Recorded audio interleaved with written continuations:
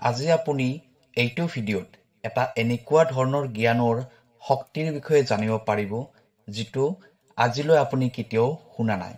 ইয়াৰ আগতে আপুনি চাগে বহুত ধ্যান কৰিয়ে শুনিছে আৰু মানুহৰ মাধ্যমত শুনিছে। যিদৰে আপুনি শুনিছে ধ্যানৰ শক্তি। ধ্যানেৰে শক্তি আমি কেতিয়া প্ৰাপ্তি কৰিব পাৰোঁ?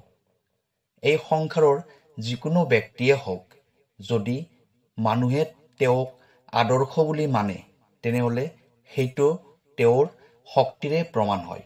আৰু সেই শক্তিটো হ'ল আপোনাৰ মনৰ শক্তি। আৰু এটা কথা সদায় মনত ৰাখিব, শক্তিক নষ্টও কৰিব নোৱাৰি আৰু শক্তিক উৎপন্নও কৰিব নোৱাৰি।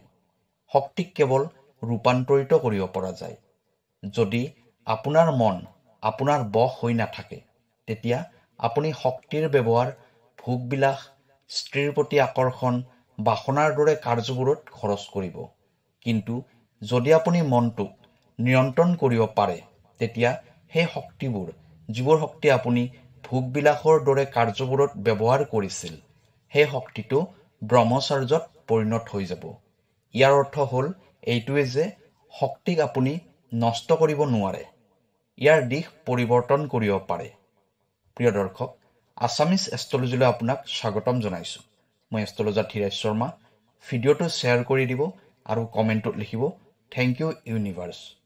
প্ৰিয় দৰ্শক, যদি আপোনাৰ ব্যক্তিগতভাৱে কিবা সমস্যা হৈ আছে, তেনেহ'লে ভিডিঅ'ৰ স্ক্ৰীণত দিয়া নাম্বাৰত আমাৰ সৈতে যোগাযোগ কৰিব।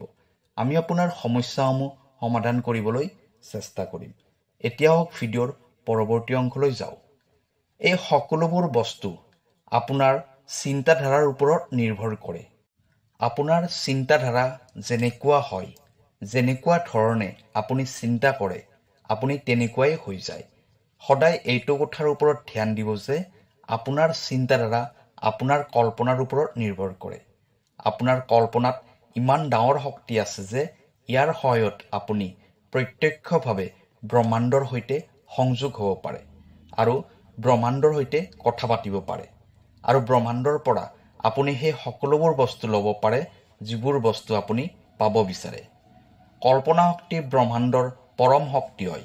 আমি যিমানে আমাৰ মনে বিচৰা লক্ষ্যক স্পষ্টভাৱে চাব বিচাৰোঁ, আমি সিমানেই তীব্ৰ গতিত সেই লক্ষ্যৰ ফালে আগুৱাই যাওঁ।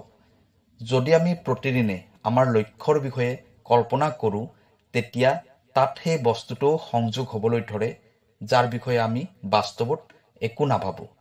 কিন্তু সেই ইচ্ছাবোৰ আমাৰ মনৰ ক'ৰবাত লুকাই থাকে। কল্পনা কৰিলে সেই বস্তুবোৰ এটা এটাকৈ সন্মুখলৈ আহিবলৈ ধৰে। আৰু এটা মহত্বপূৰ্ণ কথা হ'ল এইটোৱে যে কল্পনা কৰাৰ সময়ত আমি ভৱিষ্যতে হ'ব লগা বহুত বস্তুৰ দৃশ্যও দেখিবলৈ পাওঁ আৰু সেই দৃশ্যবোৰ সঁচাও হৈ যায়। যেতিয়া আমি কল্পনাৰ সহায়ত নিজৰ বাবে এটা নিশ্চিত লক্ষ্য বনাই লওঁ, তেতিয়া আমি এই লক্ষ্যটো পোৱাৰ দৃশ্য সদায় আমি মনত ৰাখি থ'ব লাগে।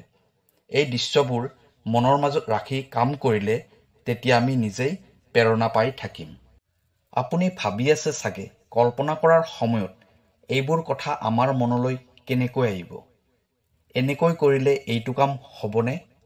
এই বিচাৰধাৰাবোৰ আগতে আমাৰ মনলৈ অহাই নাছিল। তেনেহ'লে আপুনি বুজি লওক যে যি বিচাৰধাৰা আপুনি কল্পনা কৰিলে প্ৰাপ্তি কৰে, সেই বিচাৰধাৰা আপোনাৰ নহয়। ব্ৰহ্মাণ্ডৰ পৰম শক্তিৰ পৰা আহে সেই বিচাৰধাৰা। কল্পনা কৰাৰ সময়ত যি বিচাৰ নাইবা ছবি আমি দেখা পাওঁ, সেই সকলোবোৰ এই ব্ৰহ্মাণ্ডখনৰ পৰাই আহে। আপুনি এইবোৰ অনুসৰণ কৰিব লাগে, কাৰণ এইবোৰ কেতিয়াও অসফল নহয়। আপুনি এই কথাটো জানিব পাৰিলে আচৰিত হৈ যাব যে এই সংসাৰৰ বহুত মহান ব্যক্তিয়ে এই পদ্ধতিটো ব্যৱহাৰ কৰি চাইছে। এতিয়া প্ৰশ্ন এইটো হ'ল যে এই কল্পনাই কাম কেনেকৈ কৰে? চাওক, ইয়াৰ পিছফালে সম্পূৰ্ণ বিজ্ঞান লুকাই আছে। এই পৃথিৱীত যিবোৰ ঘটনা ঘটে, এই ঘটনাবোৰ দুবাৰ হয়।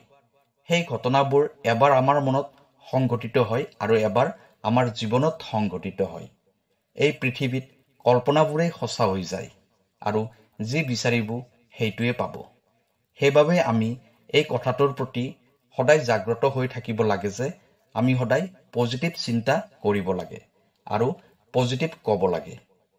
যেতিয়া আমি শৰীৰটো সম্পূৰ্ণৰূপে শান্ত কৰি লওঁ তেতিয়া আমাৰ মনটো শান্ত হৈ যায়। আমাৰ মনটো আৰামদায়ক স্থিতিত থকা বাবে সেই সময়ত আমাৰ মনলৈ একো ভয় নাইবা চিন্তা নাহে।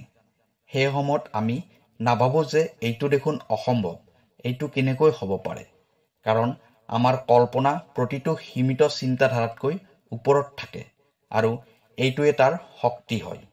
যদি আমি জীৱনত সঁচাকৈয়ে কিবা এটা কৰিব বিচাৰোঁ তেতিয়া আমি আমাৰ কল্পনা শক্তিক ব্যৱহাৰ কৰিব পাৰোঁ। ব্যক্তিয়ে যেতিয়া কল্পনাৰ অনুৰূপ পৰিশ্ৰম কৰিবলৈ আৰম্ভ কৰি দিয়ে তেতিয়া তেওঁক সফল হোৱাত কোনেও বাধা দিব নোৱাৰে। যিটো ভৱিষ্যত নায়েই এনেকুৱা ভৱিষ্যত চোৱাৰ বাবে কল্পনাৰ প্ৰয়োজন হয়। কল্পনাৰ অবিহনে এজন ব্যক্তিৰ জ্ঞান কেৱল তথ্যৰ ওপৰতে সীমিত হৈ থাকে। কল্পনাই আমাৰ বাবে মস্তিষ্কৰ ভিতৰত এখন নতুন পৃথিৱীৰ অনুভৱ কৰাৰ বাবে সম্ভৱ কৰি তোলে। ইয়ে আমাক স্থিতিবোৰক এটা বেলেগ দৃষ্টিকোণেৰে চাবলৈ ক্ষমতা দিয়ে আৰু আমাক যিকোনো সমস্যাৰে ৰচনাত্মক সমাধান বিচৰাৰ ক্ষেত্ৰত সহায় কৰে। আমি গোটেই দিনটোৰ ভিতৰত বেলেগ বেলেগ ধৰণৰ কথা জানিব পাৰোঁ আৰু প্ৰতিটো কথাৰে বেলেগ বেলেগ আৱেগ অনুভৱ হয়। আমি শব্দৰ ওপৰত সিমান ৰিয়েক্ট কৰিব নোৱাৰোঁ যিমান আমি ফটো আৰু ভিডিঅ'ৰ ওপৰত কৰিব পাৰোঁ। কল্পনা শক্তিৰ যাদু ফটো আৰু শব্দৰ মিশ্ৰণ হয়। আপুনি বহুত ঠাইত দেখিছে চাগে, আমি কিছুমান ফটো দেখিয়ে সেই ফটোৰ উদ্দেশ্য জানিব পাৰোঁ। সেই ফটোখনত বেছি শব্দও নাথাকে যাৰ দ্বাৰা আমি বুজিব পাৰিম, কিন্তু ফটোখন এনেকৈ বনোৱা হয় যে সেই ফটোখন চাই আমি তাৰ বিষয়ে সকলোবোৰ জানিব পাৰোঁ। আমাৰ অৱচেতন মনে শব্দবোৰক দৃশ্যলৈ পৰিৱৰ্তন কৰাৰ কাম কৰে, যিটো বুজি পোৱাৰ আটাইতকৈ ভাল মাধ্যম হিচাপে প্ৰমাণিত হৈছে।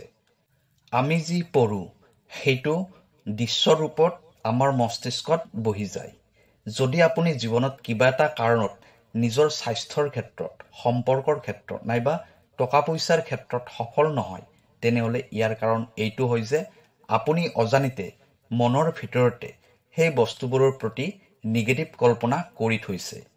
যিদৰে কোনোবাই ক'ৰবাত কিবা এটা নিগেটিভ বস্তু দেখিছে নাইবা শুনিছে, সেইটোৰ ছাপ তেওঁৰ মনৰ ভিতৰত পৰি গৈছে। সেইবাবে আমি বেছিভাগ ক্ষেত্ৰতে পজিটিভ পৰিৱেশত থাকিব লাগে।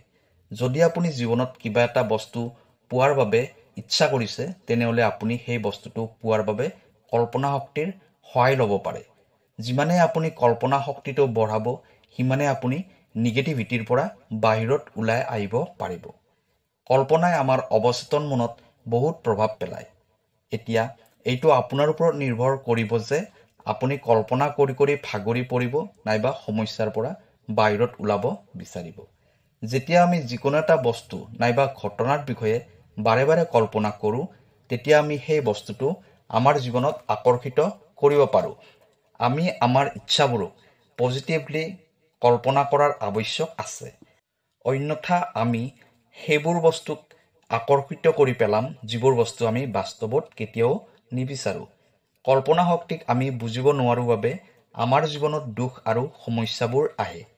এনেকুৱা ধৰণে কল্পনা কৰিব লাগিব যাতে সেই বস্তুবোৰ আমাৰ জীৱনত ইতিমধ্যে আছে, অৰ্থাৎ কল্পনাবোৰ প্ৰেজেণ্ট টেন্সত হ'ব লাগিব। বৰ্তমানত কল্পনাবোৰ অনুভৱ কৰিব পাৰিব লাগিব। যদি আপুনি বৰ্তমানত বিশ্বাস আৰু কল্পনা কৰিব পাৰে তেনেহ'লে আপুনি সেইটোৱে হ'ব পাৰিব যিটো আপুনি হ'ব বিচাৰে। এইদৰে আমি আমাৰ ইচ্ছাবোৰ প্ৰকট কৰিব পাৰোঁ আৰু সেইবোৰ আমি বাস্তৱ কৰিব পাৰোঁ। আপোনাৰ মনে যিটো বিশ্বাস কৰিব পাৰে, যিটো কল্পনা কৰিব পাৰে, সেইটোৱে আপুনি জীৱনত প্ৰাপ্তি কৰিব পাৰে। এই কল্পনা শক্তিৰ দ্বাৰাই আপোনাৰ সপোনবোৰক বাস্তৱ ৰূপ দিব পাৰে। কেৱল লাগিব বিশ্বাস। প্ৰিয় দৰ্শক, ভিডিঅ'টো কেনেকুৱা লাগিলে জনাব। কাইলৈ আকৌ লগ পাম অন্য এটা ভিডিঅ'ত। ধন্যবাদ।